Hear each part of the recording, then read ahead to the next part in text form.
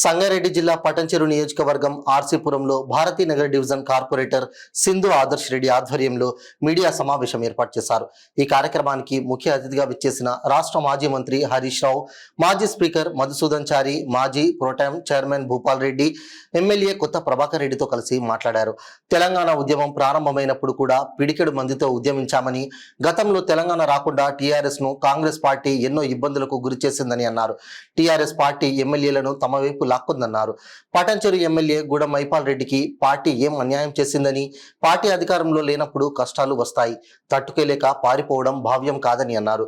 పటంచెరుకు నిధుల వరద సాధించామని, ఏం తక్కువ చేశామన్నారు. గూడెం మైపాల్ రెడ్డి పోయినా కార్యకర్తలు గుండె ధైర్యం మాత్రం కోల్పోవద్దని భరోసా ఇచ్చారు.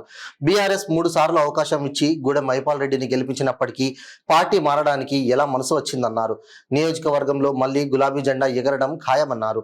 పార్టీ మారితే రాళ్లతో కొట్టండి అన్న ఎమ్మెల్యే గూడెం మైపాల్ రెడ్డియే పార్టీ మారాడు. ఆయనను ఏం చేయాలో ప్రజలే చూడాలన్నారు. కాంగ్రెస్ పార్టీ జీవోలు ఒక రకంగా ఉన్నాయి, చేసేది మరోలా ఉందన్నారు.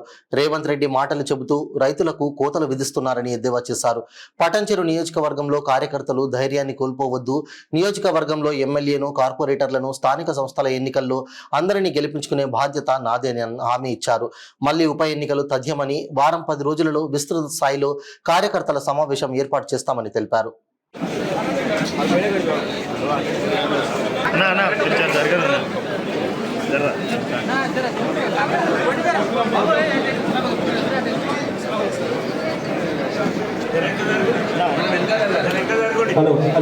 జై తెలంగాణ. కేసీఆర్ గారి నాయకత్వం, కేసీఆర్ గారి నాయకత్వం.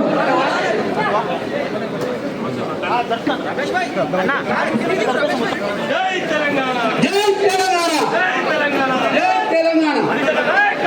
వడ్డేలాలి, వడ్డేలాలి.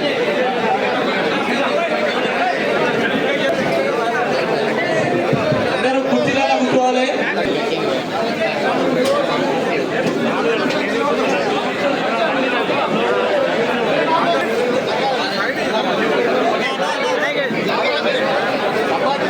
కార్యకర్తలు అందరూ కూడా కుర్చీలు ఉన్నాయి, కుర్చీలలో కూర్చోవాలి.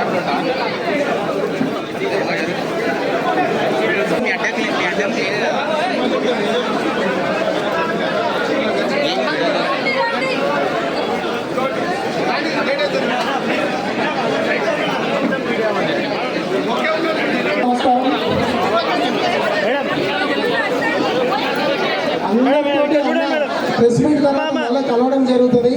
ప్రతి మండలం వైజ్ అందరితో కలుస్తా ఉన్నారు.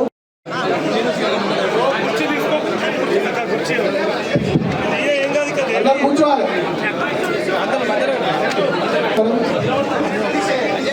ఇవాళ మన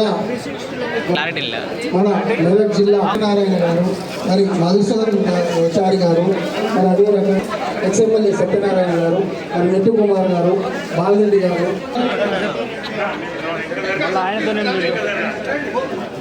మండల్తో మరి కూడా పటాన్చెరు గడ్డ మీద టీఆర్ఎస్ పార్టీ జెండా ఎగరేస్తామని చెప్పడం జరిగింది మన కార్యకర్తలంతా.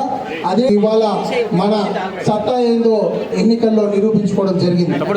మరి మీ అందరికీ తెలుసు 6 నెలల తర్వాత ఏం జరిగింది. ప్రజా వ్యతిరేక పాలనలో ఏ రకంగా అయితే కక్ష సాధింపు చర్యలు జరుగుతున్నాయో మీ అందరు చూస్తున్నారు ప్రతి ఒక్క నాయకులు.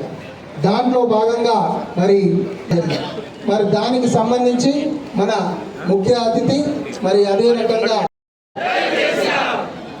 ఈరోజు మనము ఈ సమావేశానికి మీ అందరికీ తెలుసు, మరి కొన్ని కారణాల వల్ల మరి గతంలో గెలిపించిన గౌరవ ఎమ్మెల్యే మైపాల్ రెడ్డి గారు మన పార్టీ విడిచి మరి కాంగ్రెస్లో చేరడం, మరి దాని సందర్భంగా మరి ఎవరు ఎక్కడ పోయినా ఏది ఎక్కడ పోయినా మరి మనం అందరం కూడా ఒక కుటుంబ సభ్యులు లెక్క మరి తెలంగాణ తెచ్చి తెలంగాణ ఆత్మగౌరవాన్ని కాపాడి ఇచ్చిన మాట నిలబెట్టుకున్న కేసీఆర్ గారు ఏ విధంగా అయితే గతంలో తెలంగాణ తెచ్చిండో మళ్ళీ అదే తరహాలో ఈరోజు కూడా తెలంగాణ తెచ్చుకుందామని చెప్పి, మరి తెలంగాణ కాదు మన పార్టీని కాపాడుకుందామని చెప్పి మరి మన నాయకుడు, గొప్ప నాయకుడు కేసీఆర్ గారి డైరెక్షన్లో మనం అందరం కూడా ముందుకు పోతున్నాం.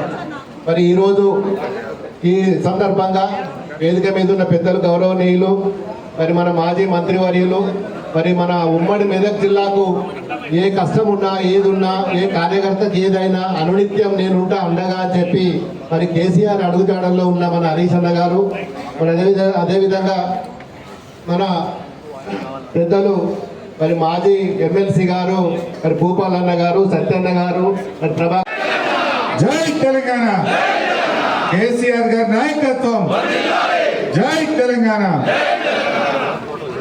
గౌరవనీయులు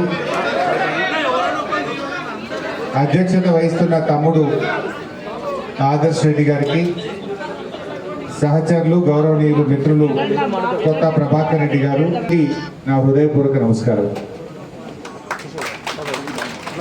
నేను యాక్చువల్గా ఈరోజు కొద్దిమంది ముఖ్యులను కలిసి వెళ్దామని అనుకున్నా. ఇక్కడ తమ్ముడు ఆదర్శ్ ఫోన్ చేసి ఒక 10-20 మంది ముఖ్యులను పిలుగుతాను, ఒకసారి కలిసి మాట్లాడతా, ధైర్యం చెప్పొద్దా అని చెప్పిన నేను.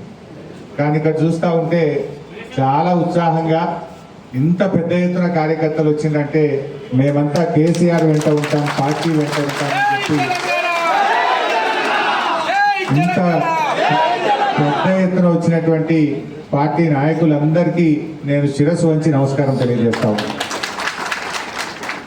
అంటే ఒకటే విషయం ఇవాళ మనం అందరం కూడా ఆలోచించాలి.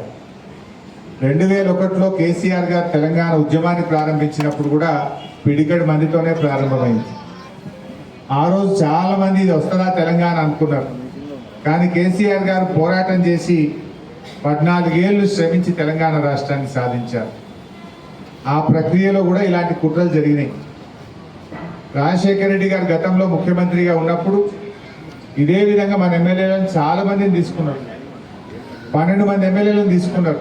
ఇంకా అయిపోయింది బీఆర్ఎస్ పార్టీ అనుకున్నారు. ఎమ్మెల్యేలు పోయినంత మాత్రాన బీఆర్ఎస్ పార్టీ పని అయిపోలేదు. ఎమ్మెల్యేలు ఉన్నా పోయినా కార్యకర్తలు ఉన్నారు, ప్రజలు ఉన్నారు, మంచి నాయకత్వం మన బీఆర్ఎస్ పార్టీకి ఉంది. అప్పుడు కూడా ఇట్లాంటి కుట్రలే చేసింది. అయిపోయింది అన్నారు. అయిపోయింది అన్నోళ్ళే కాలగర్భంలో కలిసి వ్యక్తులు కాక ముఖ్యం, పార్టీకి సిద్ధాంతం ముఖ్యం, కార్యకర్తలు ముఖ్యం, మీలాంటి నాయకులు ముఖ్యం.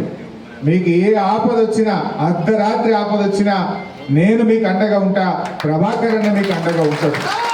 మనకు సీనియర్ నాయకులు మన గౌరవనీయులు భూపాలన్న కానీ, గౌరవనీయులు సత్యన్న కానీ, చాలా శంకరన్న కానీ ఎంతో అనుభవం ఉన్న నాయకులు మనకు ఉన్నారు. వీళ్ళందరూ కూడా మీకు నిలబడ్డారు. నేను కూడా ఎంత దూరం, నాకు సిద్దిపేట దూరం, పటాన్ చెరువు దగ్గర, నాకు పిలిస్తే అర్ధగంటలు రాగలిసి ఇక్కడికి చాలా దగ్గరగా ఉంటాం. సో అందువల్ల పార్టీని పూర్తి స్థాయిలో రీబిల్డ్ చేసుకుందాం.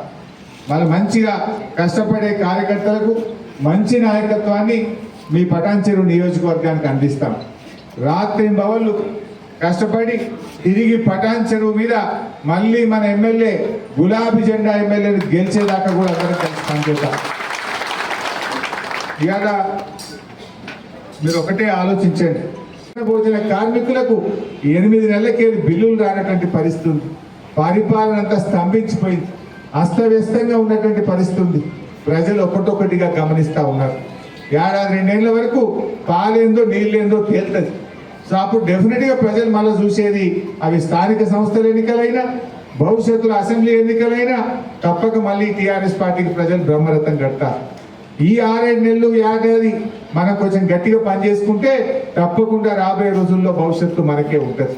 అందువల్ల ఈ పటాన్ చెరువు నాయకులకు, కార్యకర్తలకు నేను మీకు ఇచ్చే ధైర్యం ఒకటే, ఎమ్మెల్యే గారు పోయినంత మాత్రాన పార్టీ పోదు, భవిష్యత్తు మీదే. మళ్ళీ పటాన్ చెరువు మీద ఎగిరే జెండా గులాబీ జెండానే. మంచి నాయకత్వం ఉంది, మంచి కార్యకర్తలు ఉన్నారు ఇవాళ. ఎందుకంటే ఆనాటి కాంగ్రెస్ పాలనలో ఇదే పటాన్ చెరువులో పరిశ్రమలకు వారానికి 2 రోజులు పవర్ హాలిడే. కేసీఆర్ వచ్చినాకనే పవర్ హాలిడే పోయింది. 24 గంటల కరెంటు పరిశ్రమలకు ఇచ్చినాం, రైతులకు ఇచ్చినాం, గృహ అవసరాలకు ఇచ్చినాం. ఇవాళ ఏం జరుగుతుందో కూడా ప్రజలు గమనిస్తూ ఉన్నారు. సో అన్ని విషయాలు కూడా ప్రజలు చూస్తారు. కొద్దిగా టైం, 1-2 ఏళ్ళు అయితే పాలేందో నీళ్ళేందో తెలుస్తాయి. ప్రజలకు మంచి చెడు ప్రజలే గుర్తిస్తారు.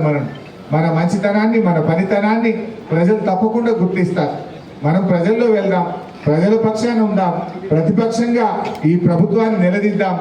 చెప్పిండ్రు వడ్లకు బోనస్ అన్నాడు, కాగితం జీవో వచ్చే వరకు సన్నాలకే బోనస్ అంటుండు. అంటే రూపాయిలో 10 పైసలే సన్నాలు ఉంటాయి, 90 పైసలు దొడ్డు రకం వడ్లే ఉంటాయి. అంటే 90% రైతులకు నువ్వు బోనస్ ఎగ్గొట్టినావు. ఇవాళ రుణమాఫీలో కూడా పిఎం కిసాన్ నిబంధనలు పెట్టి, రేషన్ కార్డు నిబంధనలు పెట్టి సగం మంది రైతులను ఎగ్గొట్టేటువంటి ప్రయత్నం చేస్తూ ఉన్నావు. ఇవాళ ప్రజలకు కూడా అర్థమవుతుంది, వీళ్ళు అన్ని అబద్ధాలు చెప్పిండ్రు, మాయ మాటలు చెప్పిండ్రు, మోసపూరిత మాటలు చెప్పిండ్రు అనే విషయాన్ని ప్రజలు కూడా గమనిస్తూ ఉన్నారు. వాళ్ళ ఆచరణలో పూర్తిగా ఫెయిల్ అయిపోతూ ఉన్నారు. తప్పకుండా భవిష్యత్తు మనదే ఉంటుంది. 600 రాబోయే రోజుల్లో మళ్ళీ ఈ రాష్ట్రంలో అధికారంలోకి వచ్చేది ఖచ్చితంగా బీఆర్ఎస్ ప్రభుత్వమే అధికారంలోకి వస్తుంది. ఇవాళ ఏ కార్యకర్తలు అయితే కష్టపడుతున్నారో, ఏ కార్యకర్తలు అయితే నిజాయితీగా పార్టీతో ఉన్నారో మీ అందరినీ కంటికి రెప్పలాగా కాపాడుకుంటాం. మీ అందరికీ మంచి గౌరవం దొరికే విధంగా నేను బాధ్యత తీసుకుంటా. ఈ పటాన్చెరు నియోజకవర్గంలో నమోదు చేస్తాను. మీరు ధైర్యంగా ఉండండి. రేపు స్థానిక సంస్థల ఎన్నికలు వచ్చినా, రేపు కౌన్సిలర్లు కానీ, సర్పంచులు కానీ, ఎంపీటీసీలు కానీ, కార్పొరేటర్లు కానీ ఏ ఎన్నిక వచ్చినా మా కార్యకర్తలకు అండగా ఉండి గెలిపించుకునే బాధ్యత నాది అని చెప్పి కూడా నేను కార్యకర్తలకు మనవి చేస్తా ఉన్నాను. So be strong. ఖచ్చితంగా మీరు పార్టీతో ఉండండి. ఇవాళ మన చరిత్ర కూడా చూస్తే కాంగ్రెస్ పార్టీ ఎక్కడ కూడా 5 ఏళ్ల తర్వాత తిరిగి అధికారంలోకి రాలేదు.